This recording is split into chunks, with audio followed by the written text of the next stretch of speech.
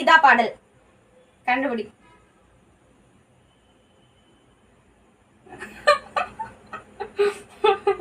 நெருப்புனோ புகைனோவா? என்ன பாட்டு தெரியுமா? தீ இல்லை புகை இல்லை ஒரு வேள்வி செய்கிறாய் வெளியிலே. கொடி.